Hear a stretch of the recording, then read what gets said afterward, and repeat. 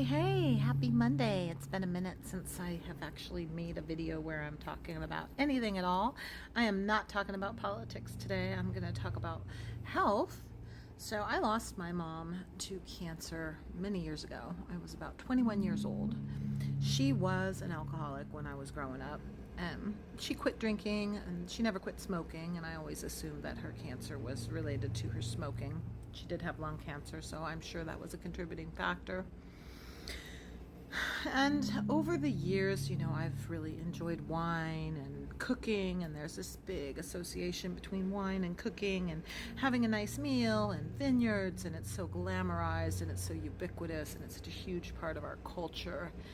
A friend of mine ended up with breast cancer about 8 months ago, and she was a fairly heavy drinker, and I'm not going to say I was a light drinker because I did drink a lot of wine, especially when my kid was young.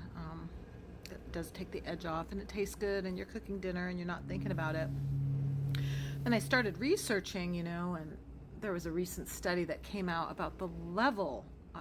First of all, I did not know that there was a connection between cancer and alcohol consumption.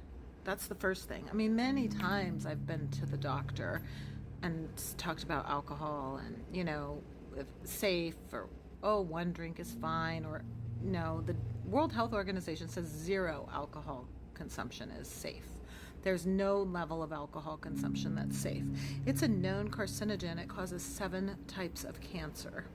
This research was done decades ago. It says, if you Google WHO safe alcohol consumption, you can pull it up and read it for yourself. But apparently, alcohol is as carcinogenic as asbestos. So that's as much as tobacco, as much as radiation. I had no idea. I quit drinking about 3 weeks ago, and I had before. I've, drank at different times and quit at different times, but I did have a period of time where my alcohol consumption was far too heavy. Life gets in the way, and it's everywhere, and it's so easy, and you're out, and it's such a part of our culture, and it's social, and it's all these things. So I'm all about mocktails, and blending fun drinks at home and finding alternatives, because I am a holistic practitioner, and I just never delved into it. But it does increase your risk of heart attack by more than 50%.